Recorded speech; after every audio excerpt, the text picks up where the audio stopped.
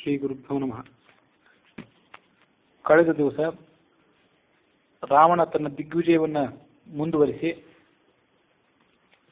ಹೈಹಯ ವಂಶದ ಸಾಮ್ರಾಟನಾದ ಕಾರ್ತವೀರ್ಯಾರ್ಜುನನ ರಾಜಧಾನಿಗೆ ಬಂದು ಆತನನ್ನು ಕೂಡ ಸೋಲಿಸಬೇಕು ಅನ್ನೋ ಉದ್ದೇಶದಿಂದ ಅವನ ಮಂತ್ರಿಗಳನ್ನು ಕೇಳಿದ. ರಾಜನ ಪ್ರಯಾಣದ ಬಗ್ಗೆ ರಾಜ ಈಗ ರಾಜಧಾನಿಯಲ್ಲಿ ಇಲ್ಲ ಅನ್ನೋ ಸುದ್ದಿಯನ್ನು ಕೇಳಿ ಈ ರಾವಣ ನರ್ಮದಾ ನದಿಗೆ ಬಂದ. ನರ್ಮದಾ ನದಿಯಲ್ಲಿ ತೀರದ ಮೇಲೆ ಒಂದು ಮರಳ ದಿಣ್ಣೆಯನ್ನು ಮಾಡಿ ಅದರ ಮೇಲೆ ತನ್ನ ಬಂಗಾರದ ಲಿಂಗವನ್ನು ಸ್ಥಾಪನೆ ಮಾಡಿ ತನ್ನ ಸಹಚರರಾದ ರಾಕ್ಷಸರು ತಂದಿಟ್ಟ ಬೆಟ್ಟದ ಗಾತ್ರದ ಪುಷ್ಪರಾಶಿಯನ್ನು ಆ ಪರಶಿವನಿಗೆ ಅರ್ಪಣೆ ಮಾಡಿ ವಿವಿಧ ರೀತಿಯ ಸ್ತೋತ್ರಗಳಿಂದ ಆತನನ್ನು ಗಾನ ಮಾಡಿ ಕೈಗಳನ್ನು ಚಾಚಿಕೊಂಡು ಶಿವನ ಮುಂದೆ ನರ್ತನ ಸೇವೆಯನ್ನು ಮಾಡಲಿಕ್ಕೆ ಪ್ರಾರಂಭ ಮಾಡಿದ ಅನ್ನುವಲ್ಲಿಗೆ ವಾಲ್ಮೀಕಿ ರಾಮಾಯಣದ ಉತ್ತರಕಾಂಡದ 31ನೇ ಸರ್ಗ ಮುಕ್ತಾಯ ಆಗಿತ್ತು. 32ನೇ ಸರ್ಗದಲ್ಲಿ ಈ ಕಥೆ ಹೀಗೆ ಮುಂದುವರೆದಿದೆ.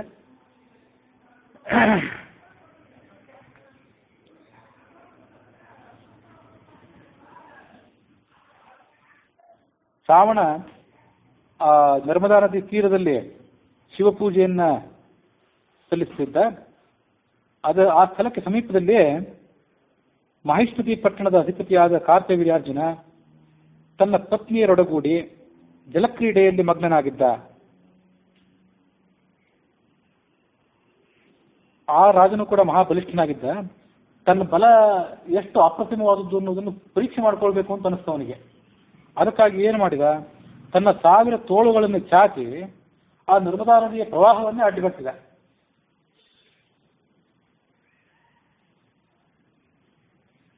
ನರ್ಮದಾ ನದಿ ಮುಂದಕ್ಕೆ ಹರಿಯಬೇಕಾದದ್ದು ಹಿಂದಕ್ಕೆ ಹರಿಲಿಕ್ಕೆ ಪ್ರಾರಂಭ ಆಯಿತು. ಆತ ತೋಳುಗಳಿಂದ ಅಡ್ಡಗಟ್ಟಿದ್ರಿಂದ ಒಂದು ಆಣೆಕಟ್ಟನ್ನು ಕಟ್ಟಿದಂತಾಯ್ತು ನರ್ಮದಾ ನದಿಗೆ. ಅದರಿಂದ ಮುಂಭಾಗಕ್ಕೆ ಹರಿದು ಸಾಗಬೇಕಾಗಿದ್ದಂತಹ ನರ್ಮದಾ ನದಿ ಅಲ್ಲೇ ಸ್ಥಗಿತ ಆಯಿತು. ಅದರ ಜಲಪ್ರವಾಹ ಹಿಂದಕ್ಕೆ ಹರಿಲಿಕ್ಕೆ ಪ್ರಾರಂಭ ಆಯಿತು. ಆ ಹಿಂದೆ ಯಾವ ದಿಕ್ಕಿಗೆ ಅದು ಹಿಂದಕ್ಕೆ ಹರಿಲಿಕ್ಕೆ ಪ್ರಾರಂಭ ಆಯ್ತಲ್ಲ, ಅದೇ ದಿಕ್ಕಿನಲ್ಲಿ ರಾವಣ ತನ್ನ ಪೂಜೆಯನ್ನ ನಡೆಸಿದ್ದ.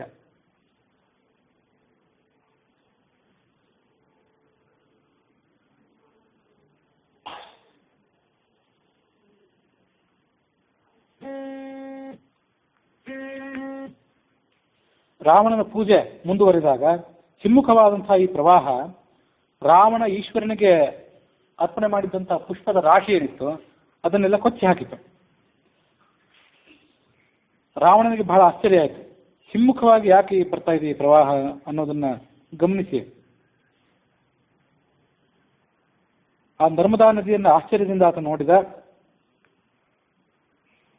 ಪಶ್ಚಿಮ ದಿಕ್ಕಿನಿಂದ ಪೂರ್ವ ದಿಕ್ಕಿಗೆ ಅದು ಹಿಮ್ಮುಖವಾಗಿ ಹರಿಲಿಕ್ಕೆ ಪ್ರಾರಂಭ ಆಗಿತ್ತು.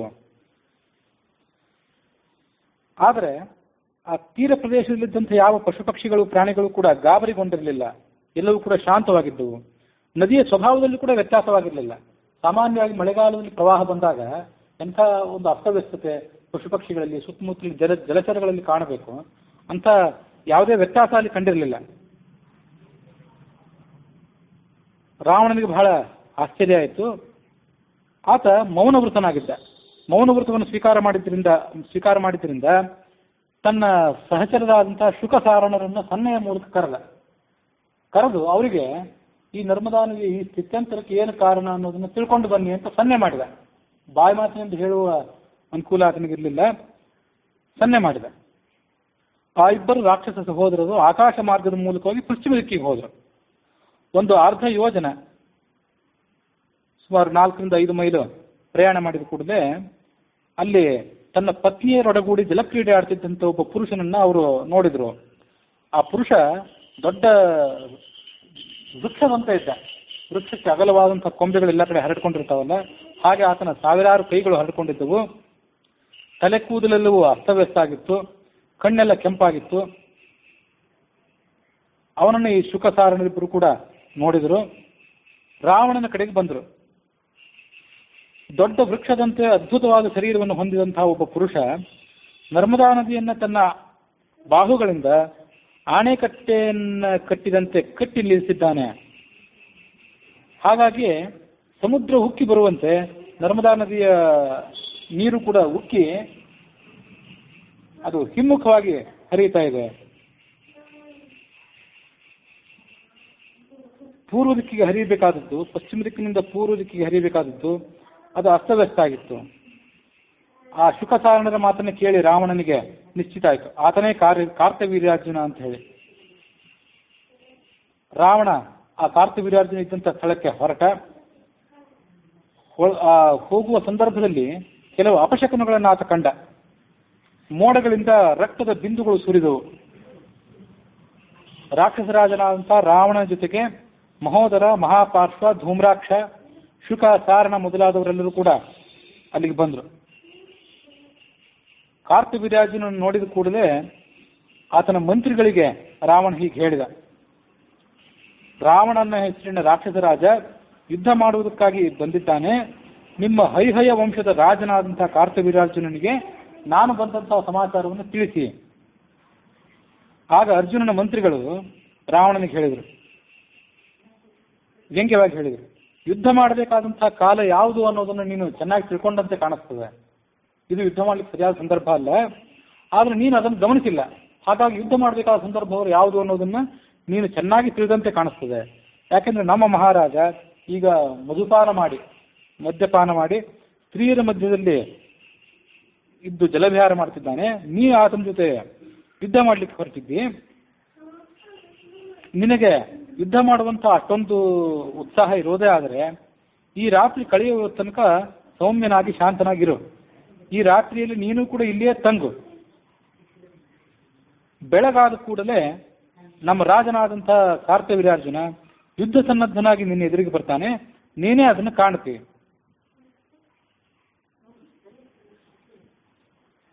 ನೀನು ಒಂದು ವೇಳೆ ಈಗಲೇ ಯುದ್ಧ ಮಾಡುವಂಥ ಅವಸರ ನಿನಗೇನಾದರೂ ಇದ್ದರೆ ನಮ್ಮನ್ನು ಮೊದಲು ಯುದ್ಧದಲ್ಲಿ ಸಂಹಾರ ಮಾಡು, ಅದಾದಮೇಲೆ ಆತನನ್ನು ಸಮೀಪಿಸು ಅಂದ್ರು ಅವರು ಆ ಮಂತ್ರಿಗಳು. ರಾವಣನ ಮಂತ್ರಿಗಳು ಕ್ರುದ್ಧರಾದರು. ಕಾರ್ತವೀರ್ಯಾರ್ಜುನನ ಮಂತ್ರಿಗಳನ್ನು ಯುದ್ಧದಲ್ಲಿ ಸೋಲಿಸಿ ಸಂಹಾರ ಮಾಡಿದರು. ಹಸಿವಿನಿಂದ ಬಳಲಿದ್ರಂತೆ ಅವರೆಲ್ಲ, ಈ ರಾವಣನ ಮಂತ್ರಿಗಳು. ಹಾಗಾಗಿ ಅವರೆಲ್ಲ ಆ ಕಾರ್ತವೀರ್ಯಾರ್ಜುನನ ಮಂತ್ರಿಗಳನ್ನ ತಿಂದು ಮುಗಿಸಿಬಿಟ್ರು. ಅವ್ರನ್ನೆಲ್ಲ ಕೊಂದು ತಿಂದು ಮುಗಿಸಿದರು. ಕಾರ್ತವೀರ್ಯಾರ್ಜುನನ ಸೈನ್ಯ ಮತ್ತು ರಾವಣನ ಸೈನ್ಯದ ನಡುವೆ ದೊಡ್ಡ ಕೋಲಾಹಲ ಪ್ರಾರಂಭ ಆಯಿತು. ನಾನಾ ರೀತಿಯಾದಂಥ ಶಸ್ತ್ರಾಸ್ತ್ರಗಳಿಂದ ಕಾರ್ತವೀರ್ಯಾರ್ಜುನನ ಸೈನಿಕರು ರಾವಣನ ಸೈನ್ಯವನ್ನ ಮರ್ದನ ಮಾಡಲಿಕ್ಕೆ ಪ್ರಾರಂಭ ಮಾಡಿದರು. ರಾಕ್ಷಸರು ಕೂಡ ಕಾರ್ತವೀರ್ಯಾರ್ಜುನನ ಸೈನ್ಯವನ್ನು ಧ್ವಂಸ ಮಾಡಿದರು. ಅಳಿದುಳಿದಂಥ ಕಾರ್ತವೀರ್ಯಾರ್ಜುನನ ಸೈನಿಕರೆಲ್ಲರೂ ಕೂಡ ಭಯಭೀತರಾಗಿ ಜಲಕ್ರೀಡೆ ಆಡ್ತಿದ್ದಂಥ ರಾಜನ ಬಳಿಗೆ ಬಂದರು. ಇಲ್ಲಿ ತನಕ ಆ ರಾಜನಿಗೆ ಈ ಸುದ್ದಿಯೇ ಗೊತ್ತಿರಲಿಲ್ಲ. ರಾವಣ ಮತ್ತು ಆತನ ಮಂತ್ರಿಗಳು ಎಂಥ ಭಯಂಕರವಾದ ಕೆಲಸ ಮಾಡಿದ್ದಾರೆ ಅನ್ನೋದನ್ನ ಆ ರಾಜನಿಗೆ ವಿಸ್ತಾರವಾಗಿ ಹೇಳಿದರು. ನ ಭೇತವ್ಯಂಬಂದ, ಅವನು ಹೆದರಬೇಕಾಗಿಲ್ಲ ಅಂತ ತನ್ನ ಪತ್ನಿಯರಿಗೆ ಮತ್ತು ತನ್ನ ಸೈನಿಕರಿಗೆ ಆತ ಆಶ್ವಾಸನೆ ಕೊಟ್ಟು ನರ್ಮದಾ ನದಿಯ ಮಡುವಿನಿಂದ ಆತ ಮೇಲೆದ್ದು ಬಂದ. ಕಾರ್ತವೀರ್ಯಾರ್ಜುನ ತನ್ನ ಕೈಯಲ್ಲಿ ಗದೆಯನ್ನೆತ್ತಿಕೊಂಡು ರಾವಣನ ಸೈನ್ಯವನ್ನ ಮತ್ತು ಆತನ ಸೇನಾಪತಿಗಳನ್ನೆಲ್ಲರೂ ಕೂಡ ಆಕ್ರಮಿಸಿದ. ಗರುಡನಂತೆ ಮೇಲೆರಗಿ ರಾಕ್ಷಸ ಸೈನ್ಯವನ್ನೆಲ್ಲವನ್ನೂ ಕೂಡ ನುಚ್ಚು ನೂರು ಮಾಡಿದ. ಪ್ರಹಸ್ತ ಅನ್ನುವ ರಾಕ್ಷಸನ ಸೇನಾಪತಿ ಕೈಯಲ್ಲಿ ಒನಕೆಯನ್ನು ಹಿಡಿದು ಮೊದಲು ಕಾರ್ತವೀರ್ಯಾರ್ಜುನನನ್ನ ಎದುರಿಸಿದ. ಆ ಒನಕೆಯನ್ನ ಅರ್ಜುನನ ಮೇಲೆ ಪ್ರಯೋಗ ಮಾಡಿದ ಪ್ರಹಸ್ತ. ಕಾರ್ತವೀರ್ಯಾರ್ಜುನ ಆ ಒನಕೆ ಏಟಿಗೆ ಭಸ್ಮ ಆಗಿಬಿಡ್ತಾನೆ ಅನ್ನುವಂತೆ ಕಾಣಿಸ್ತಾ ಇತ್ತು. ಕಾರ್ತವೀರ್ಯಾರ್ಜುನ ಸ್ವಲ್ಪವೂ ಹೆದರದೆ ತನ್ನ ಕಡೆಗೆ ಬರ್ತಿದ್ದಂಥ ಒನಕೆಯನ್ನ, ಮುಸಲಾಯುಧವನ್ನ ತನ್ನ ಗದೆಯ ಮೂಲಕ ವಿಫಲಗೊಳಿಸಿದ. ಆ ಹೈಹಯ ರಾಜ ಆ ತನ್ನ ಏನು ಬೃಹದಾಕಾರದ ಗದೆ ಇತ್ತಲ್ಲ, ಆ ಗದೆ ಎಷ್ಟು ದೊಡ್ಡದಾಗಿತ್ತು ಅಂದ್ರೆ 500 ಬಾಹುಗಳಿಂದ ಅದನ್ನು ಎತ್ತಿದ್ದಂಥವನು. ಅಷ್ಟು ದೊಡ್ಡ ಗದೆ ಆತನದಿತ್ತು. ಅದನ್ನ ತಿರುಗಿಸಿ ಪ್ರಹಸ್ತನ ಕಡೆಗೆ ಧಾವಿಸಿ ಆ ಗದೆಯಿಂದ ಪ್ರಹಸ್ತನ ಮೇಲೆ ಪ್ರಯೋಗ ಮಾಡಿದ. ಭೂಮಿಯ ಮೇಲೆ ಉರುಳಿ ಬಿದ್ದ ಪ್ರಹಸ್ತ ಆ ಏಟನ್ನು ತಿಂದು. ಅದನ್ನು ನೋಡಿದ ಮಾತ್ರಕ್ಕೆ ಮಾರೀಚ, ಶುಕ, ಸಾರಣ, ಮಹೋದರ, ಧೂಮ್ರಾಕ್ಷ ಮೊದಲಾದವರು ರಣರಂಗದಿಂದ ಪಲಾಯನ ಮಾಡಿದರು. ರಾವಣನೇ ಸ್ವಯಂ ಆ ಕಾರ್ತವೀರ್ಯಾರ್ಜುನನನ್ನು ಆಕ್ರಮಿಸಿದ. 1000 ತೋಳನ್ನು ಹೊಂದಿದಂಥ ಕಾರ್ತವೀರ್ಯಾರ್ಜುನನಿಗೂ 20 ತೋಳನ್ನು ಹೊಂದಿದಂಥ ರಾವಣನಿಗೂ ಭಯಂಕರವಾದಂತಹ ಯುದ್ಧ ಪ್ರಾರಂಭ ಆಯಿತು. 2 ಪ್ರಕ್ಷುಬ್ಧವಾದ ಸಮುದ್ರಗಳಂತೆ, ಬೃಹದಾಕಾರದ 2 ಪರ್ವತಗಳಂತೆ, 2 ಗೂಳಿಗಳಂತೆ ಅವರು ಯುದ್ಧವನ್ನು ಮಾಡಿದರು. ಗದೆಗಳನ್ನು ಹಿಡಿದು ಪರಸ್ಪರವಾಗಿ ಪ್ರಹಾರ ಮಾಡಿದರು. ರಾವಣನ ವಕ್ಷಸ್ಥಲದ ಮೇಲೆ ಕಾರ್ತವೀರ್ಯಾರ್ಜುನ ಪ್ರಹಾರ ಮಾಡಿದ. ಹಾಗೆ ರಾವಣನು ಕೂಡ ಕಾರ್ತವೀರ್ಯಾರ್ಜುನನ ವಕ್ಷಸ್ಥಲದ ಮೇಲೆ ಗದೆಯಿಂದ ಪ್ರಹಾರ ಮಾಡಿದ. ಆದರೆ ಪರಸ್ಪರರ ಏಟಿನಿಂದ ಕಾರ್ತವೀರ್ಯಾರ್ಜುನನಿಗಾಗಲಿ ರಾಕ್ಷಸನಿಗಾಗಲಿ ಸ್ವಲ್ಪವೂ ಆಯಾಸವಾಗಲಿಲ್ಲ. ಹೀಗೆ ಸ್ವಲ್ಪ ಕಾಲ ಯುದ್ಧ ಮುಂದುವರೆದ ಮೇಲೆ ಕಾರ್ತವೀರ್ಯಾರ್ಜುನ ಕೋಪದ ಆವೇಶದಿಂದ ತನ್ನ ಶಕ್ತಿಯನ್ನೆಲ್ಲವನ್ನೂ ಕೂಡ ಕ್ರೋಢೀಕರಿಸಿಕೊಂಡು ರಾವಣನ ವಿಶಾಲವಾದ ಎದೆಯ ಮೇಲೆ ತನ್ನ ಗದೆಯಿಂದ ಪ್ರಹಾರ ಮಾಡಿದ. ಆದರೆ ಅಷ್ಟು ಬಲವನ್ನು ಕ್ರೋಢೀಕರಿಸಿಕೊಂಡು ಆತ ಪ್ರಯೋಗ ಮಾಡಿದ್ರು ಕೂಡ ಆ ಗದೆ 2 ಹೋಳಾಗಿ ಒಡೆದ ನೆಲದ ಮೇಲೆ ಬಿತ್ತು. ಆದರೆ ಗದೆ ಒಡೆದು ಹೋದರೂ ಕೂಡ ಆ ಪ್ರಹಾರದ ಪರಿಣಾಮ ಭಯಂಕರವಾಗಿತ್ತು. ಒಂದು ಧನಸ್ಸಿನ ಉದ್ದ ಎಷ್ಟಿರ್ತದಲ್ಲ ಅಷ್ಟು ಪ್ರಮಾಣದಷ್ಟು ರಾವಣ ಹಿಂದೆ ತೆಗಿಬೇಕಾಯ್ತು ಆ ಗದೆಯ ಏಟಿಗೆ. ಅಷ್ಟಲ್ಲದೆ ಬಲವಾದ ವೇದನೆ ರಾವಣನಿಗಾಯಿತು. ಆರ್ತನಾದ ಮಾಡ್ತಾ ಆತ ಕೆಳಗೆ ಕುತ್ಕೊಂಡು ಬಿಟ್ಟ. ಎದುರಾಳಿ ಕೆಲ ಕಾಲ ಮೈಮರೆತದ್ದನ್ನು ಗಮನಿಸಿ ಕಾರ್ತವೀರ್ಯಾರ್ಜುನ ಆತನ ಮೇಲೆ ಹಾರಿ ಗರುಡ ಪಕ್ಷಿ ಸರ್ಪವನ್ನು ಹಿಡಿಯುವಂತೆ ರಾವಣನನ್ನು ಹಿಡ್ಕೊಂಡು ಬಿಟ್ಟ. ತನ್ನ 1000 ಕೈಗಳಿಂದಲೂ ರಾವಣನನ್ನು ಬಂಧಿಸಿಬಿಟ್ಟ. ಅವನಿಗೆ ಬೇರೆ ಹಗ್ಗ ಇತ್ಯಾದಿ ಏನೂ ಬೇಕಾಗಿರಲಿಲ್ಲ. ಕೈ ಹಿಡಿದು ಬಂಧಿಸಿದ. ಸಿದ್ಧಚಾರನೆಲ್ಲರೂ ಕೂಡ ಕಾರ್ತವೀರ್ಯಾರ್ಜುನನ ಪರಾಕ್ರಮವನ್ನು ಪ್ರಶಂಸೆ ಮಾಡಿದರು. ಕಾರ್ತವೀರ್ಯಾರ್ಜುನನ ತಲೆಯ ಮೇಲೆ ಹೂವಿನ ಮಳೆ ಬರೆದರು.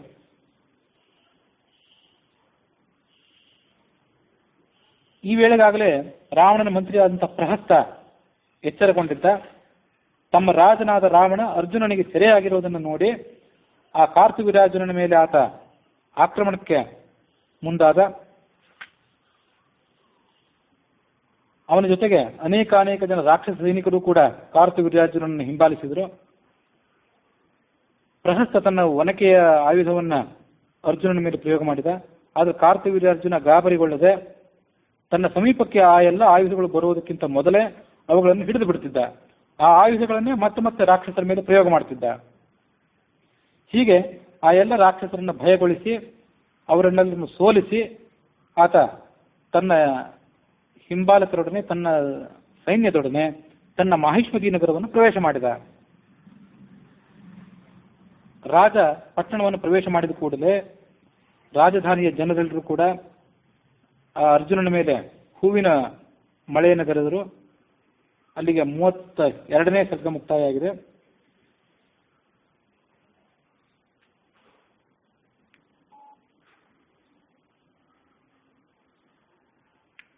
ಆನಂದ ರಾಮಾಯಣದಲ್ಲಿ ಈ ರಾವಣನನ್ನ ಕಾರ್ತವೀರ್ಯಾರ್ಜುನ ಬಂಧಿಸಿ ಏನು ಮಾಡಿದ ಅನ್ನೋದ್ರ ಬಗ್ಗೆ ಒಂದು ಸಣ್ಣದಾದಂಥ ಮಾಹಿತಿ ಇದೆ.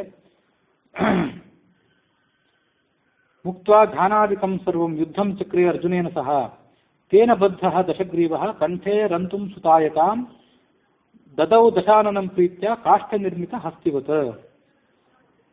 ಕಾರ್ತವೀರ್ಯಾರ್ಜುನ ರಾವಣನನ್ನು ಹಿಡಿದು ಕಟ್ಟಿ ಆತನನ್ನು ತನ್ನ ಮಗನಿಗೆ ಆಡ್ಲಿಕ್ಕೆ ಕೊಟ್ಟು ಬಿಟ್ಟಂತೆ, ಆಟಿಕೆಯಂತೆ.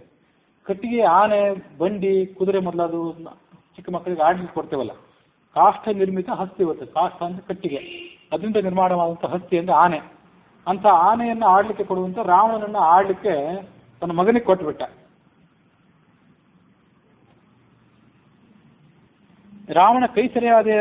ರಾವಣ ಬಂಧಿತನಾದ ಅನ್ನುವಂಥ ವಾರ್ತೆ ದೇವತೆಗಳಿಂದ ಪುಲಸ್ತ್ಯ ಮುನಿಗೆ ತಿಳಿಯಿತು. ರಾವಣನ ಪೂರ್ವಜನಾದಂಥ ಪುಲಸ್ತ್ಯ ಮುನಿಗೆ ಆತನಿಗೂ ಕೂಡ ಬಹಳ ಸಂಕಟ ಆಯಿತು. ತನ್ನ ವಂಶಜನಾದಂಥ ರಾವಣನ ಬಂಧನದ ಸುದ್ದಿಯನ್ನು ಕೇಳಿ ಕಾರ್ತವೀರ್ಯಾರ್ಜುನನನ್ನು ನೋಡಬೇಕು ಅಂತ ತಾನೇ ಭೂಲೋಕಕ್ಕೆ ಬಂದ. ಮಹಾವೇಗದಿಂದ ಕೆಲವೇ ಕ್ಷಣಗಳಲ್ಲಿ ವಾಯುಮಾರ್ಗದ ಮೂಲಕವಾಗಿ ಮಾಹಿಷ್ಮತಿ ನಗರಕ್ಕೆ ಬಂದ. ಮಹಾಮುನಿಯಾದ ಪುಲಸ್ತ್ಯ ಬರ್ತಿದ್ದಾನೆ ಅನ್ನುವ ಸುದ್ದಿಯನ್ನ ಕಾರ್ತವೀರ್ಯಾರ್ಜುನನ ಸೇವಕರು ರಾಜನಿಗೆ ತಿಳಿಸಿದರು.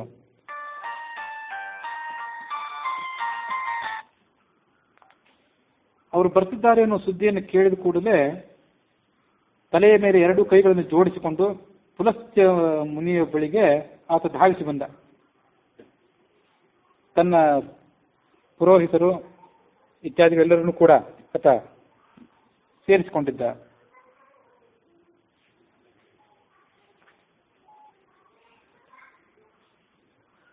ಪುಲಸ್ತ್ಯ ಮುನಿಗೆ ಕಾರ್ತಿವೀರ್ಯಾರ್ಜುನ ನಮಸ್ಕಾರ ಮಾಡಿದ. ಅರ್ಘ್ಯಪಾತ್ಯಾದಿಗಳನ್ನ, ಮಧುಪರ್ಕವನ್ನ ಎಲ್ಲವನ್ನು ಕೂಡ ಆತನಿಗೆ ಸಮರ್ಪಣೆ ಮಾಡಿ, ಮಹರ್ಷಿಯೇ, ನಿನ್ನ ದರ್ಶನ ಅತ್ಯಂತ ದುರ್ಲಭವಾದದ್ದು, ನನಗೆ ಅದು ಇವತ್ತು ಪ್ರಾಪ್ತ ಆಗಿದೆ. ಮಾಹಿಷ್ಮತಿ ನಗರಕ್ಕೆ ನೀನು ಬಂದದ್ರಿಂದ ನನ್ನ ಮಾಹಿಷ್ಮತಿ ನಗರ ಇವತ್ತು ದೇವತೆಗಳ ಸ್ವರ್ಗಲೋಕಕ್ಕೆ ಸಮಾನವಾಗಿದೆ, ಅಮರಾವತಿಗೆ ಸಮಾನವಾಗಿದೆ. ಇದು ಅಷ್ಟು ಮಹತ್ವ ನನ್ನ ರಾಜಧಾನಿಗೆ ಬಂದಿದೆ. ಅದ್ಯಮೇ ಕುಶಲಂ ದೇವ, ಅದ್ಯಮೇ ಕುಶಲಂ ವ್ರತಂ, ಅದ್ಯಮೇ ಸಫಲಂ ಜನ್ಮ, ಅದ್ಯಮೇ ಸಫಲಂ ತಪಃ, ಯತ್ತೇ ದೇವಗಣೈ ವಂದೇಹಂ ಚರಣೌ ತವ. ದೊಡ್ಡ ದೊಡ್ಡ ದೇವತೆಗಳು ಕೂಡ ನಿನ್ನ ಚರಣ ಕಮಲಗಳಿಗೆ ನಮಸ್ಕಾರ ಮಾಡ್ತಾರೆ. ಅಂಥ ಚರಣ ಕಮಲಗಳಿಗೆ ಪೂಜೆ ಮಾಡುವಂತಹ ಅವಕಾಶ ನನಗಿವತ್ತು ದೊರೆತಿದೆ. ನಾನೇ ಇವತ್ತು ಕುಶಲಿ. ಇಲ್ಲಿ ತನಕ ನನಗೆ ಕುಶಲ ಕ್ಷೇಮ ಇತ್ಯಾದಿ ವಿಚಾರ ಮಾಡುವಂಥ ಅವಶ್ಯಕತೆ ಇರಲಿಲ್ಲ. ಇಲ್ಲಿ ತನಕ ನಾನು ಕುಶಲಿಯೂ ಆಗಿರಲಿಲ್ಲ, ಕ್ಷೇಮವಂತನೂ ಆಗಿರಲಿಲ್ಲ. ನಿನ್ನನ್ನು ನೋಡಿದ ಮೇಲೆ ನಾನು ಕುಶಲಿಯಾದೆ. ನನ್ನ ವ್ರತ, ಇಲ್ಲಿ ತನಕ ನಾನು ಮಾಡಿದಂತಹ ವ್ರತ, ಉಪವಾಸ ಮೊದಲಾದವುಗಳೆಲ್ಲವೂ ಕೂಡ ಇವತ್ತು ನಿರ್ವಿಘ್ನವಾಗಿ ಪೂರ್ಣವಾದವು. ನನ್ನ ಜನ್ಮ ಇವತ್ತು ಸಫಲ ಆಯಿತು, ತಪಸ್ಸು ಇವತ್ತು ಸಫಲ ಆಯಿತು. ಇದಂ ರಾಜ್ಯಂ ಇಮೇ ಪುತ್ರಾಹ ಇಮೇ ದಾರಾಹ ಇಮೇ ವಯಂ ಬ್ರಹ್ಮನ್ ಕಿಂ ಕುರ್ಮಃ ಕಿಂ ಕಾರ್ಯಂ ಆಜ್ಞಾಪಯಿತು ನೋ ಭವಾನ್. ನನ್ನ ರಾಜ್ಯ, ನನ್ನ ಪತ್ನಿ, ಪುತ್ರರು ಇವೆಲ್ಲವನ್ನು ಕೂಡ ನಿನಗೆ ನಾನು ಅರ್ಪಣೆ ಮಾಡಿದ್ದೇನೆ. ನಾವು ನಿನಗಾಗಿ ಏನು ಮಾಡೋಣ, ನಮ್ಮ ಕರ್ತವ್ಯ ಏನು ಅನ್ನೋದನ್ನು ತಿಳಿಸು. ಇಷ್ಟು ವಿನೀತನಾಗಿದ್ದ ಕಾರ್ತಿವೀರ್ಯಾರ್ಜುನ. ಬಹಳ ಧಾರ್ಮಿಕ ಸ್ವಭಾವವುಳ್ಳವನಾಗಿದ್ದ. ಆದರೂ ಯಾವುದೋ ಒಂದು ಸೂಕ್ಷ್ಮ ಸಂದರ್ಭದಲ್ಲಿ ಆತ ತಪ್ಪೆ ನಡೆದು ಪರಶುರಾಮನ ಕೊಡಲಿಯ ಆಯುಧಕ್ಕೆ ಆತ ಬಲಿಯಾದ. ಹರಿವಂಶದಲ್ಲಿ ಅದನ್ನು ಹಿಂದೊಮ್ಮೆ ಹೇಳಿದ್ದೆ, ಅದನ್ನು ನೆನಪು ಮಾಡ್ಕೊಳ್ಬೇಕು ನೀವು. ಆತ ಏನು ವರ ಕೇಳ್ಕೊಂಡಿದ್ದ ಅಂದರೆ, ನನಗೆ ಯಾವತ್ತೂ ಕೂಡ ಅಧರ್ಮ ಮಾರ್ಗದಲ್ಲಿ ಮನಸ್ಸು ಬರದೇ ಇರಲಿ. ಒಂದು ವೇಳೆ ಅಧರ್ಮ ಮಾರ್ಗದಲ್ಲಿ ನಾನು ಪ್ರವೃತ್ತನಾದರೆ, ಹೆಜ್ಜೆ ಇಟ್ಟರೆ, ನನಗಿಂತಲೂ ಬಲಿಷ್ಠನಾದಂಥ, ನನಗೂ ಗೌರವಕ್ಕೆ ಯೋಗ್ಯನಾದಂತಹ ಒಬ್ಬ ವ್ಯಕ್ತಿ ನನ್ನನ್ನು ಹತ್ಯೆ ಮಾಡಲಿ, ನನ್ನನ್ನು ಸರಿದಾರಿಗೆ ತರಲಿ ಅಂತ ಕೇಳ್ಕೊಂಡಿದ್ದ. ಹಾಗಾಗಿ ಆತನು ಮಹಾವೀರನೇ ಆಗಿದ್ದ. ಹಾಗಾಗಿ ಮಾಂಧಾತಾನ್ ಹುಜೋಂಬರೀಷಿತಗರು ರಾಜಾ ಪುಸುರು ಹೈಹಯ ಅಂತೇಳಿ, ಹೈಹಯ ಅನ್ನೋ ಶಬ್ದದಿಂದ ಪ್ರಾತಃ ಕಾಲದಲ್ಲಿ ನಾವು ಯಾವ ಮಹತ್ವರಾದ ರಾಜರನ್ನು ಸ್ಮರಣೆ ಮಾಡಬೇಕು, ಆ ರಾಜರ ಪಟ್ಟಿಯಲ್ಲಿ ಆತನ ಹೆಸರು ಕೂಡ ಬಂದದ್ದಿದೆ.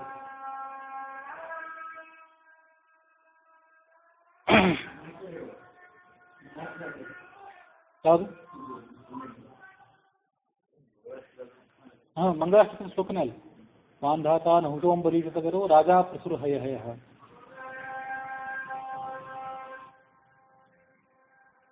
ಪುಲಸ್ತ್ಯ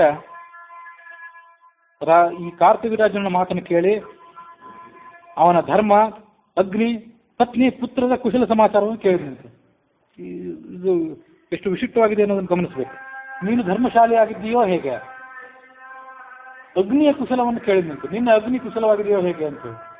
ಅಂದರೆ ಕಾರ್ತಿವೀರ್ಯಾರ್ಜುನ ಮಹಾರಾಜ ಆತ, ಮತ್ತು ನಿತ್ಯ ಅಗ್ನಿಹೋತ್ರಾದಿಗಳನ್ನು ಮಾಡಬೇಕಾದವನು, ಯಜ್ಞ ಮಾಡಬೇಕಾದವನು.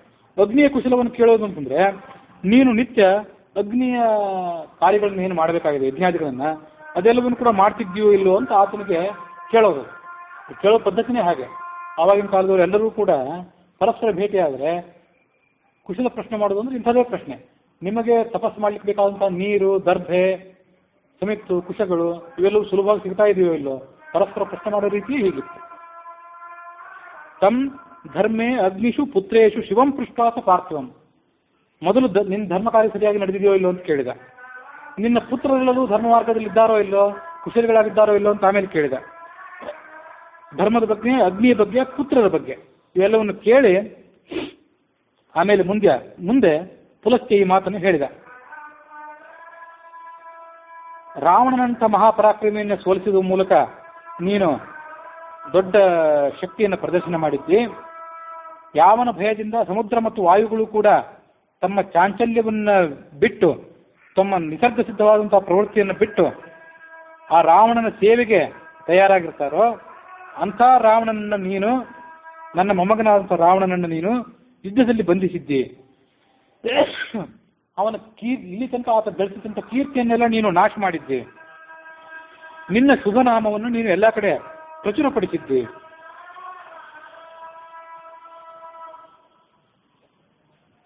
ಪುತ್ರಕಸ್ಯ ಯಶಃ ಪೀತಂ ವಿಶ್ರಾವಿತ ನಾಮ ವಿಶ್ರಾವಿತಂ ತ್ವಯ, ನಿನ್ನ ಕೀರ್ತಿಯನ್ನ ನಿನ್ನ ಹೆಸರನ್ನ ನೀನು ಎಲ್ಲ ಕಡೆ ಪ್ರಚುರಪಡಿಸಿದ್ದಿ.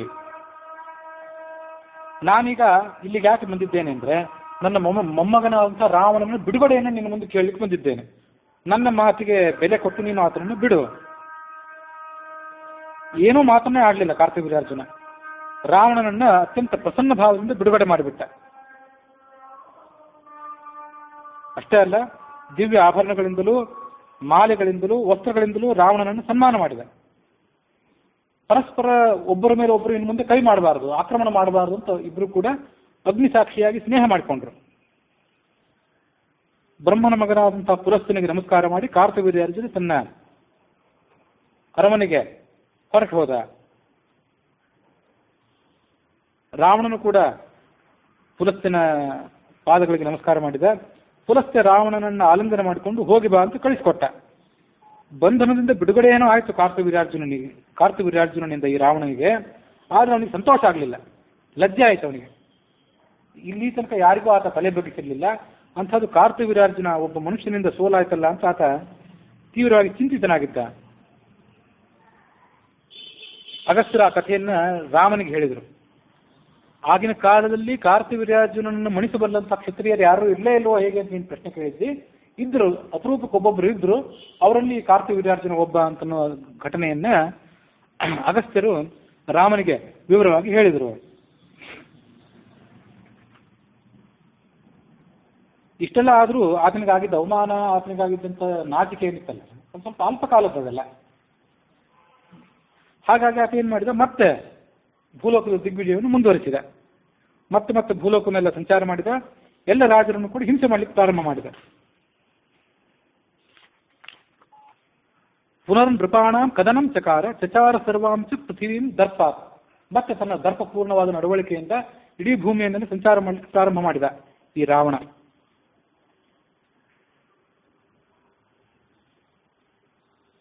ತನ್ನ ಎದುರಾಳಿಯಾದವನು ರಾಕ್ಷಸನಾಗಿರಲಿ, ಮನುಷ್ಯನೇ ಆಗಿರಲಿ, ದೇವತೆ ಆಗಿರಲಿ, ರಾವಣ ಆತನ ಬಳಿಗೆ ಹೋಗಿ ಆತನನ್ನು ಯುದ್ಧಕ್ಕೆ ಆಹ್ವಾನಿಸ್ತಿದ್ದ. ಇನ್ನೊಂದು ಸರದಿ ಬಂತು ರಾವಣನಿಗೆ, ಮತ್ತೊಮ್ಮೆ ಸೋಲುವ ಸರದಿ. ಅದು ಯಾರ ಕಡೆಯಿಂದ ಅಂದ್ರೆ ವಾಲಿಯ ಕಡೆಯಿಂದ. ವಾಲಿ ಸುಗ್ರೀವರು ಅಂತ ಏನಿದ್ರು, ಅವರಲ್ಲೇ ವಾಲಿಯ ಕಡೆಯಿಂದ ಸೋಲುವ ಸರದಿ ಬಂತು. ಆ ಕಥೆ ಹೀಗಿದೆ. ವಾಲಿ ಯಾವ ಸಾಮ್ರಾಜ್ಯವನ್ನು ಆಳ್ತಾ ಇದ್ದ, ಕಿಷ್ಕಿಂಧ ಅಂತ ಒಂದು, ಅಲ್ಲಿಗೆ ಹೋಗಿ ಹೇಮಮಾಲಿಯಾದಂತಹ ವಾಲಿಯನ್ನ ಯುದ್ಧಕ್ಕೆ ಆಹ್ವಾನ ಮಾಡಿದ. ಪ್ರಾಯ ವಾಲಿ ತನ್ನ ಕಂಠದಲ್ಲಿ ಒಂದು ಬಂಗಾರದ ಮಾಲೆಯನ್ನು ಹಾಕೊಳ್ತಿದ್ದ ಯಾವಾಗಲೂ. ದೇವದತ್ತವಾದಂತಹ ಒಂದು ಮಾಲೆ ಆತನಗಳು. ಅದು ಮುಂದೆ ಆನಂದ ರಾಮಾಯಣದಲ್ಲಿ ಕೂಡ ಬರೋದಿದೆ. ಯುದ್ಧಕ್ಕೆ ಆಹ್ವಾನ ಮಾಡಿದ. ಆ ರಾವಣನಿಗೆ ವಾಲಿಯ ಕಡೆಯ ಜನರೆಲ್ಲರೂ ಕೂಡ ಸ್ವಲ್ಪ ಬುದ್ಧಿವಾದ ಹೇಳಿದರು. ವಾಲಿ ಈ ಸದ್ಯ ನಗರದಲ್ಲಿಲ್ಲ, ಸಂಚಾರ ಮಾಡ್ಲಿಕ್ಕೆ ಹೋಗಿದ್ದಾನೆ ಅವನು. ನಾವಂತೂ ಯಾರೂ ಕೂಡ ನಿನ್ನನ್ನು ಎದುರಿಸಲಾರೆವು, ಸುಗ್ರೀವಾದಿಗಳು ಯಾರೂ ಕೂಡ. ಇದ್ದವನು ಅಂದ್ರೆ ಈ ವಾಲಿ ಒಬ್ಬನೇ. ಆತ ಏನು ಮಾಡ್ಲಿಕ್ಕೆ ಹೋಗಿದ್ದಾನೆ ಅಂದ್ರೆ ಸಂಧ್ಯಾವಂದನೆ ಮಾಡ್ಲಿಕ್ಕೆ ಹೋಗಿದ್ದಾನೆ. ನಾವಿಲ್ಲೆಲ್ಲ ಸಂಧ್ಯಾವಂದನೆ ಮಾಡ್ಲಿಕ್ಕೆ ನದಿಗೆ ಬಾವಿಗೆ ಹೋದಂತೆ ಆತ ನಿತ್ಯ ಸಮುದ್ರಗಳಿಗೆ ಹೋಗಿ ಬರ್ತಿದ್ದ. ಆತನ ವೇಗ, ಆತನ ನಿಷ್ಠೆ ಅಂತದ್ದು ಸಮುದ್ರಗಳಿಗೆ ಹೋಗಿರ್ತಿದ್ದ ಆತ. ಮುಹೂರ್ತ ಮಾಸದಲ್ಲಿ ಬಂದ್ಬಿಡ್ತಾನೆ, ಅದನ್ನೇನು ಭಾಳ ಮಾಡೋದಿಲ್ಲ ಅವನು. ಮತ್ತೆ ರಾಜಕಾರ್ಯ ಇತ್ಯಾದಿ ಇರ್ತದಲ್ಲ, ಬಂದೇ ಬಿಡ್ತಾನೆ, ಇಲ್ಲೇ ಇರೋ. ಆದರೆ ಸ್ವಲ್ಪ ಆಲೋಚನೆ ಮಾಡು, ಇಲ್ಲೇ ಕಾಯ್ದಿರು. ಆ ಸ್ವಲ್ಪ ಸಂದರ್ಭದಲ್ಲಿ ಆ ವಾಲಿಯ ಜೊತೆಗೆ ಯುದ್ಧ ಮಾಡಬೇಕು ಬೇಡ ಅನ್ನೋದನ್ನು ಆಲೋಚನೆ ಮಾಡ್ಬೇಕು ನೀನು. ಇಲ್ಲಿ ನೋಡು, ಇಲ್ಲಿ ಕೆಲವು ಮೂಳೆಗಳ ರಾಶಿ ಬಿದ್ದಿದೆ, ಎಲುಬಿನ ರಾಶಿ. ಇದೆಲ್ಲ ಆ ವಾಲಿಯ ಪರಾಕ್ರಮಕ್ಕೆ ಸೂಚಕವಾಗಿದೆ. ಇದನ್ನೆಲ್ಲ ನೋಡಿ ಆಮೇಲೆ ಯುದ್ಧ ಮಾಡಬೇಕು ಬೇಡ ಅಂತ ಅನ್ನೋದನ್ನು ವಿಚಾರ ಮಾಡುವ. ವಾಲಿಯ ಜೊತೆಗೆ ಯುದ್ಧಕ್ಕೆ ಬಯಸಿ ಬಂದಂತಹ ಮಹಾವೀರರೇನಿದ್ರು ಆ ಎಲ್ಲರ ಮೂಳೆಗಳ ರಾಶಿ ಇದು, ಎಲುಬಿನ ರಾಶಿ ಇದು. ವಾಲಿಯ ತೇಜಸ್ಸಿನಿಂದ ಅವರೆಲ್ಲರಿಗೂ ಕೂಡ ಇಂಥ ದುಸ್ಥಿತಿ ಬಂದಿದೆ.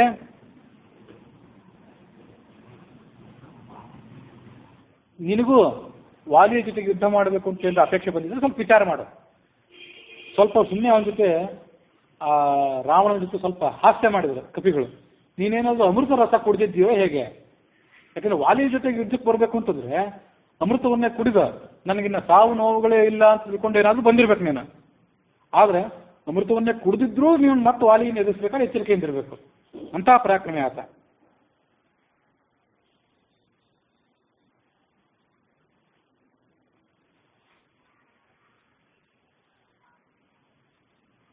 ಯದ್ವಾ ಅಮೃತರಸಃ ಪೀತಃ ತ್ವಯಾ ರಾವಣ ರಾಕ್ಷಸ ತದಾ ವಾಲಿನ ಮಾಸಾಧ್ಯ ತದಂತಂ ತವ ಜೀವಿತಂ. ನೀನೊಂದು ವೇಳೆ ಅಮೃತರಸ ಕುಡಿದಿದ್ರು ಕೂಡ, ಅಮೃತರಸ ಪ್ರಭಾವದಿಂದ ನೀನು ಉಳಿದವರೆಲ್ಲರನ್ನು ಸೋಲಿಸಿದ್ರು ಕೂಡ ಅದರ ಪ್ರಭಾವ ವಾಲಿಯನ್ನು ಎದುರಿಸೋ ತನಕ ಮಾತ್ರ. ಒಮ್ಮೆ ವಾಲಿಗೂ ನಿನಗೂ ಯುದ್ಧ ಆದರೆ ಮುಗಿತು ನಿನ್ನ ಕತೆ ಅಂತ ಆ ವಾಲಿಗೆ ಅವರು ಭಯವನ್ನು ತೋರಿಸಿದ್ರು. ಒಂದು ಮುಹೂರ್ತ ಕಾದಿರು, ಅಥವಾ ಬೇಗ ಸಾಯಬೇಕು ಅಂತಿದ್ರೆ ನೀನು ಈಗ ದಕ್ಷಿಣ ಸಮುದ್ರಕ್ಕೆ ಹೋಗು. ದಕ್ಷಿಣ ಸಮುದ್ರದಲ್ಲಿ ಆತನ ಆನ್ಹಿಕ ನಡೆದಿದೆ. ತಾರ ಮೊದಲಾದಂಥವರು ಹೀಗೆ ರಾವಣನಿಗೆ ಬೆದರಿಕೆ ಹಾಕಿದರು. ರಾವಣ ತಾರನನ್ನು ಗದರಿಸಿದ. ತಾರ ಅಂತ ಏನಿದ್ದಲ್ಲ, ಆ ತಾರಾಳ ಅಣ್ಣ ಅಥವಾ ಸಹೋದರ ಅವನು. ತಾರ ಅಂದ್ರೆ ಸುಗ್ರೀವನ ವಾಲಿಯ ಪತ್ನಿ, ಆ ಪತ್ನಿಯ ಅಣ್ಣ ಅಥವಾ ತಮ್ಮ ಇದ್ದಿರ್ಬೇಕು. ಅವನನ್ನು ಗದರಿಸಿದ ರಾವಣ, ಸುಮ್ಮನೆ ಇರು ಅಂತ ಹೇಳಿ. ಪುಷ್ಪಕ ವಿಮಾನದಲ್ಲಿ ಕುಳಿತುಕೊಂಡು ದಕ್ಷಿಣ ಸಮುದ್ರದ ತೀರಕ್ಕೆ ಬಂದ. ಅಲ್ಲಿ ಸಂಧ್ಯಾವಂದನದಲ್ಲಿ ನಿರತನಾಗಿದ್ದಂಥ ವಾಲಿಯನ್ನು ಆತ ನೋಡಿದ. ರಾವಣ ಪುಷ್ಪಕ ವಿಮಾನದಿಂದ ಇಳಿದ, ನಿಶಬ್ದವಾಗಿ ಇಳಿದಂತೆ, ವಾಲಿಯನ್ನು ಹಿಡಿದು ಬಿಡಬೇಕು ಅಂತೇಳಿ. ಪುಷ್ಪಕ ವಿಮಾನವನ್ನು ಸ್ವಲ್ಪ ದೂರದಲ್ಲೇ ಎಲ್ಲಾದ್ರೂ ನಿಲ್ಲಿಸಿರ್ಬೇಕು. ನಿಲ್ಲಿಸಿ ಶಬ್ದ ಆಗದಂತೆ ನಿಧಾನವಾಗಿ ಹೆಜ್ಜೆಯನ್ನು ಇಟ್ಕೊಂಡು ವಾಲಿಯ ಬಳಿಗೆ ಬಂದ. ದೈವಯೋಗದಿಂದ ವಾಲಿಯು ಕೂಡ ಆತನನ್ನು ನೋಡಿಬಿಟ್ಟ. ರಾವಣನ ಈ ಕೆಟ್ಟ ಅಭಿಪ್ರಾಯವನ್ನು ಆತ ತಿಳಿದು ಕೂಡ ವಾಲಿಯನ್ನು ಗಾಬರಿಗೊಳ್ಳಲಿಲ್ಲ.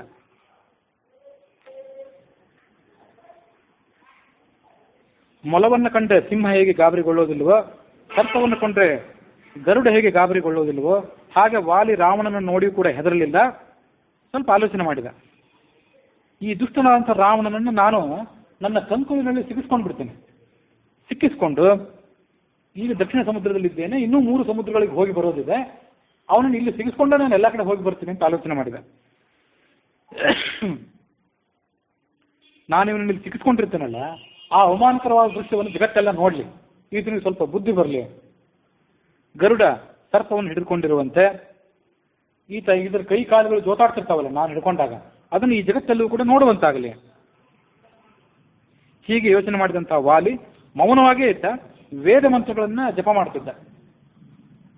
ವಾಲಿ ಅಂದ್ರೆ ಇಂದ್ರನ ಅವತಾರ, ಆದ ವೇದ ಮಂತ್ರಗಳನ್ನು ಜಪ ಮಾಡ್ತಾ ನಿಶ್ಚಲವಾಗಿ ಕುಳಿತುಕೊಂಡಿದ್ದ.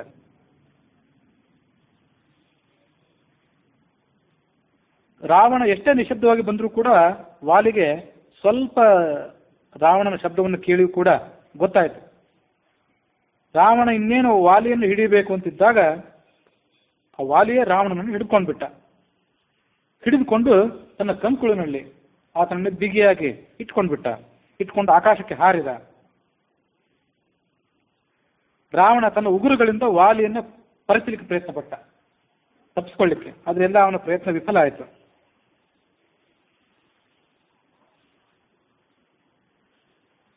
ರಾವಣನ ಮಂತ್ರಿಗಳು ತಮ್ಮ ರಾಜನಾದ ರಾವಣನನ್ನು ವಾಲಿಯಿಂದ ಬಿಡಿಸ್ಕೊಳ್ಬೇಕು ಅಂತ ಉದ್ದೇಶದಿಂದ ಜೋರಾಗಿ ಗರ್ಜನೆ ಮಾಡ್ತಾ ವಾಲಿಯನ್ನು ಬೆನ್ನಟ್ಟಿದ್ರು.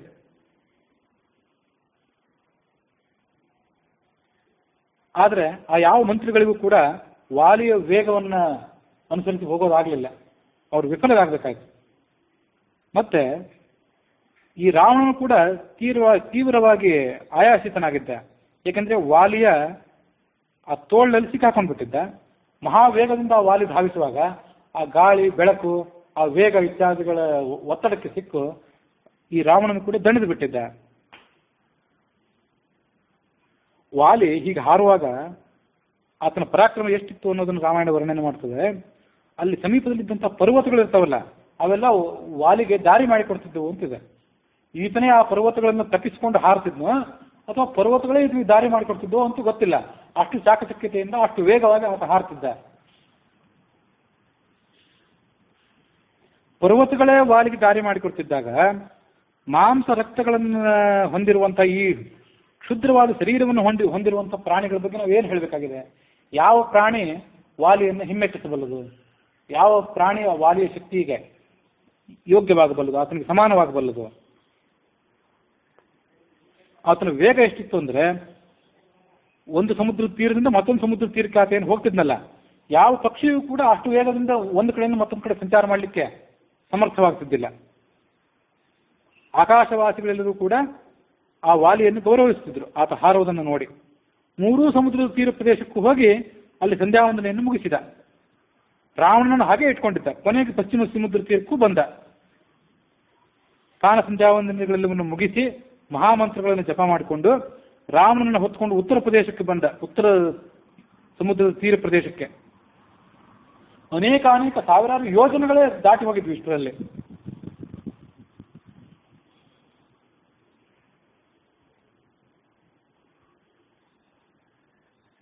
ಮುಂದೆ ಈ ಎಲ್ಲ ಸ್ನಾನ ಸಂಧ್ಯಾದಿಗಳನ್ನು ಮುಗಿಸಿ ತನ್ನ ಪಟ್ಟಣವಾದಂಥ ಕಿಷ್ಕಿಂಧಾ ಪಟ್ಟಣಕ್ಕೆ ಬಂದ. ಕಿಷ್ಕಿಂಧಾ ಪಟ್ಟಣಕ್ಕೆ ಬರುವ ಹೊತ್ತಿಗೆ ಆ ವಾಲಿಗೂ ಕೂಡ ಸ್ವಲ್ಪ ಆಯಾಸ ಆಗಿತ್ತು.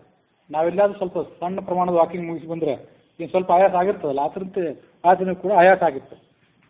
ಕಿಷ್ಕಿಂಧಾ ಪಟ್ಟಣದ ಉಪವನಕ್ಕೆ ಇಳಿದ. ಅದಾದ್ಮೇಲೆ ರಾವಣನನ್ನು ತನ್ನ ಕಂಕುಳಿನಿಂದ ಕೆಳಗಿಳಿಸಿದ. ಇಳಿಸಿ ಅಟ್ಟಹಾಸ ಮಾಡಿ ನಕ್ಕದ. ಕುತಸ್ತಮಸಿ, ಯಾರೋ ನೀನು, ಎಲ್ಲಿಂದ ಬಂದೆ ಅಂತ ಕೇಳಿದ. ಸಂಕಟದಿಂದ ಆಯಾಸದಿಂದ ರಾವಣನ ಕಣ್ಣೆಲ್ಲ ಚಂಚಲಾಗಿತ್ತು.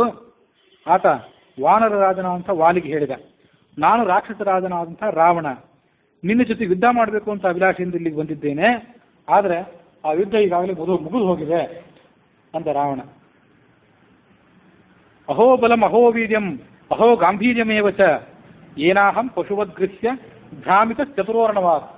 ನಿನ್ನ ಬಲ ಏನು, ನಿನ್ನ ವೀರ್ಯವೆಂಥದ್ದು, ನಿನ್ನ ಗಾಂಭೀರ್ಯ ಎಂಥದ್ದು? ಯಾಕೆಂದ್ರೆ ಒಂದು ಸಣ್ಣ ಪ್ರಮಾಣದ ಯಾವುದೋ ಪಶುವನ್ನ ಹಿಡಿದುಕೊಳ್ಳುವಂತೆ ನೀನು ಹಿಡ್ಕೊಂಡು 4 ಸಾಗರಗಳನ್ನು ತಿರುಗಾಡಿದೆಯಲ್ಲ, ನಿನ್ನ ಶಕ್ತಿ ಎಂಥದ್ದು?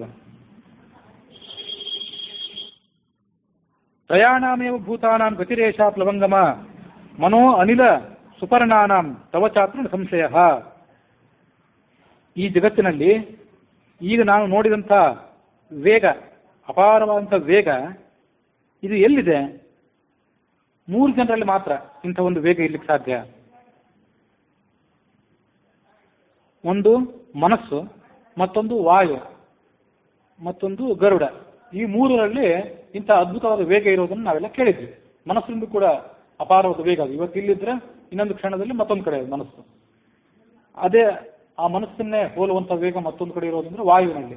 ಗರುಡನಲ್ಲಿ ಕೂಡ ಅಂಥದ್ದೊಂದು ವೇಗ ಇದೆ. ಅದಕ್ಕಾಗಿ ಹನುಮಂತನನ್ನು ಸ್ತೋತ್ರ ಮಾಡುವಾಗ ಮನೋಜವಂ ಅಂತ ಹೇಳ್ತಿರ್ತಾರೆ. ಮನೋಜವಂ ಮಾರುತ ತುಲ್ಯ ವೇಗಂ ಅಂತಂದ್ರೆ, ಮನೋಜವ ಅಂದ್ರೆ ಮನಸ್ಸಿಗೆ ಸಮಾನವಾದಂತಹ, ಮನಸ್ಸನ್ನು ಮೀರಿಸುವಂತಹ, ಜವ ಅಂದ್ರೆ ವೇಗ ಅಂತ ಅರ್ಥ. ಮಾರುತ ತುಲ್ಯ ವೇಗ ಅಂದ್ರೆ ಗಾಳಿಗೆ ಸಮಾನವಾದಂತಹ ವೇಗ ಇದ್ದವನು ಅಂತ ಹೀಗೆ ವಾಯುದೇವನ ಸ್ತೋತ್ರ ಮಾಡುವುದಿದೆ. ಈ ವಾಲಿಯು ಕೂಡ ಕಪಿರಾಜನಾದ್ರಿಂದ ಅಂತಹ ಶಕ್ತಿ ಆತನಿಗೂ ಕೂಡ ಇತ್ತು. ಆದ್ರೆ ಈ 3ರಲ್ಲಿ ಕಂಡಂತಹ ಅದ್ಭುತವಾದ ವೇಗ, ಬಲ ಏನಿದೆ ಅದನ್ನು ನಾನು ಇವತ್ತು ನಿನ್ನಲ್ಲಿಯೂ ನೋಡಿದೆ, ಇದಕ್ಕೇನು ಸಂಶಯ ಇಲ್ಲ. ಈಗ ನಾನು ಅಗ್ನಿಸಾಕ್ಷಿಯಾಗಿ ನಿನ್ನೊಡನೆ ಸ್ನೇಹಪೂರ್ಣವಾದಂತಹ ಶಾಶ್ವತವಾದಂತಹ ಗೆಳೆತನವನ್ನು ಮಾಡಬೇಕು ಅಂತ ಬಯಸಿದ್ದೇನೆ. ದಾರಾ ಪುತ್ರಂ ಪುರಂ ರಾಷ್ಟ್ರಂ ಭೋಗ ಆಚ್ಛಾದನ ಭೋಜನಂ ಸರ್ವಮೇವ ಅವಿಭಕ್ತಂ ನೌ ಭವಿಷ್ಯತಿ ಹರೀಶ್ವರ. ಕಪೀಶ್ವರನೇ, ಹೆಂಡತಿ, ಮಕ್ಕಳು, ನಗರ, ರಾಜ್ಯ, ಭೋಗ, ವಸ್ತ್ರ, ಭೋಜನ ಇವೆಲ್ಲವೂ ಕೂಡ ನಿನ್ನದು ಆಗಿದ್ದು ನನ್ನದು, ನನ್ನದಾಗಿದ್ದು ನಿನ್ನದು. ಔಪಚಾರಿಕವಾದ ಮಾತಷ್ಟೇ. ಹೀಗೆ ಅವರಿಬ್ಬರ ನಡುವೆ ಸ್ನೇಹ ಆಯಿತು. ಅಗ್ನಿಸಾಕ್ಷ್ಯವಾಗಿ ಸಖ್ಯವನ್ನು ಮಾಡಿಕೊಂಡ್ರು. ಏನೂ ಯುದ್ಧ ಅಲ್ಲದೆ ನಾನು ಸೋತಿದ್ದೇನೆ ಅಂತ ರಾವಣ ಹೇಳಿದ ಪ್ರಾಯ ಇದೆ, ಮೊದಲನೇ ಸರಿ ಇದ್ದಿರಬೇಕು. ಕಿಷ್ಕಿಂಧೆಯ ಗುಹೆಯನ್ನು ಪ್ರವೇಶ ಮಾಡಿದ್ರು. 1 ತಿಂಗಳ ಕಾಲ ಈ ವಾಲಿಯ ಗುಹೆಯಲ್ಲೇ ಇದ್ದಂತೆ ರಾವಣ. ಸುಗ್ರೀವನಂತೆ, ಸುಗ್ರೀವ ಹೇಗೆ ವಾಲಿಯ ಸಹೋದರನಾಗಿ ಆತನ ವಿಶ್ವಾಸಕ್ಕೆ ಪಾತ್ರನಾಗಿದ್ನೋ ಹಾಗೆ ಈ ರಾವಣನು ಕೂಡ ಇದ್ದ. ಆತ ಇದ್ರೆ ಅವನ ಮಂತ್ರಿಗಳು ಬಿಡ್ಬೇಕಲ್ಲ, 3 ಲೋಕ ಎಲ್ಲ ಗೆಲ್ಲಬೇಕಾಗಿದೆ, ಬೇಗ ನಡೀರಿ ಅಂತ ಅದನ್ನ ಎಳ್ಕೊಂಡು ಬಂದ್ರು. ಮತ್ತೆ ಇಲ್ಲಿ ಈ ತರ 1 ತಿಂಗಳ ಕಾಲ ವಿಶ್ರಾಂತಿ ತಗೊಂಡ್ಬಿಟ್ರೆ ದಿಗ್ವಿಜಯ ಮಾಡೋರು ಯಾರು, ಬನ್ನಿ ಅಂತ ಒಂದು ಎಳ್ಕೊಂಡು ಹೋದ್ರು.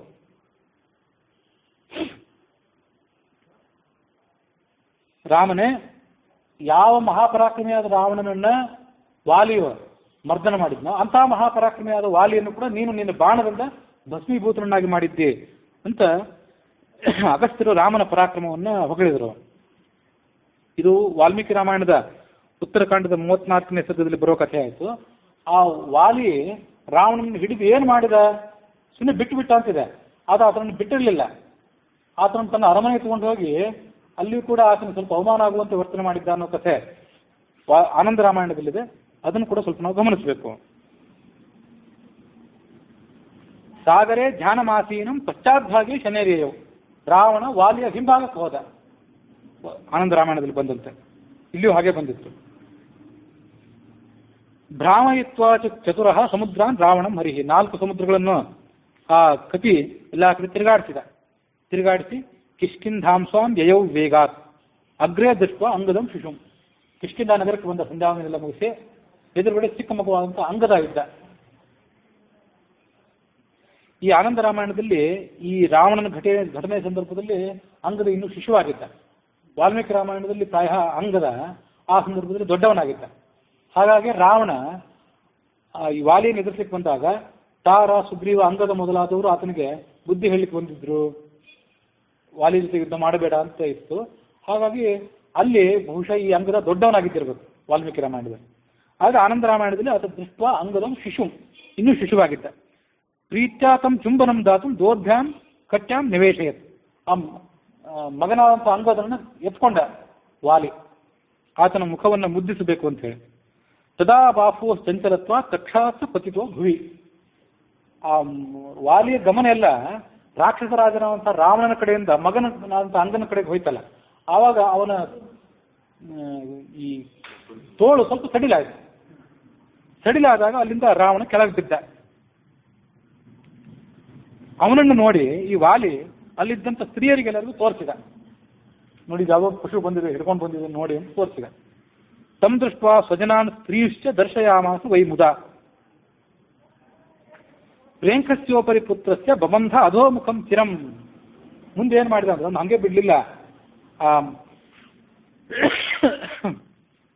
ಮಗನಾದಂಥ ಅಂಗದನ ತೊಟ್ಟಿಲಿರ್ತದಲ್ಲ, ಆ ತೊಟ್ಟಿಲಿಗೆ ಕಟ್ಟಿಬಿಟ್ಟ.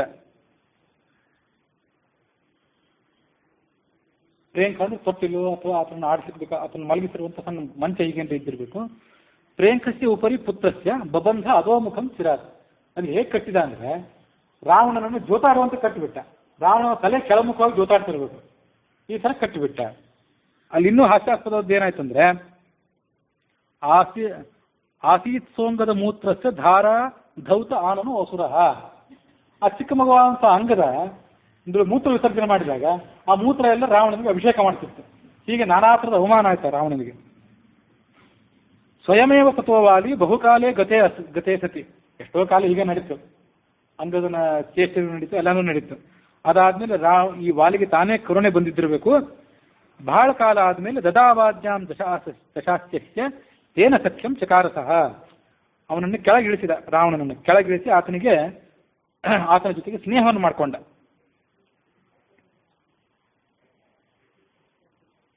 ಮುಂದೆ ಈ ವಾಲಿಯನ್ನ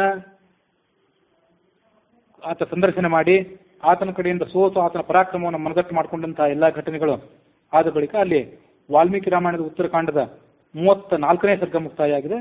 ವಾಲ್ಮೀಕಿ ರಾಮಾಯಣದ ಉತ್ತರಕಾಂಡದಲ್ಲಿ ಇಲ್ಲದೇ ಇರುವಂಥ ಮತ್ತೆ ಕೆಲವು ಕಥೆಗಳು. ಬಲಿಯ ನಿವಾಸ ಸ್ಥಾನಕ್ಕೆ ರಾವಣ ಹೋಗಿ ಅಲ್ಲಿಯೂ ಕೂಡ ಸೋತು ಬಿದ್ದಿದ್ದು. ರಾವಣನ ದಿಗ್ವಿಜಯ ವರ್ಣನೆ ನಾವೀಗ ನೋಡ್ತಿದ್ದೇವಲ್ಲ, ಮೊದಲು ಆತ ಗೆದ್ದದ್ದೆಲ್ಲ ವರ್ಣನೆ ಆಯಿತು, ಈಗ ಸೋತದ್ರ ವರ್ಣನೆ ಈಗ ನಾವು ಪ್ರಾರಂಭ ಮಾಡಿದ್ದೇವೆ. ಮೊದಲು ಕಾರ್ತ ವಿರಾಟನೊಂದಾಯಿತು, ಈಗ ವಾಲಿಯದಾಯಿತು. ಇನ್ನು ಮುಂದೆ ಆತ ಬಲಿಯ ನಿವಾಸ ಸ್ಥಾನಕ್ಕೆ ಹೋಗಿ ಅಲ್ಲಿ ಆತ ಸೋತದ ವರ್ಣನೆಯನ್ನು ಮುಂದೆ ನೋಡುವವರಿದ್ದೇವೆ.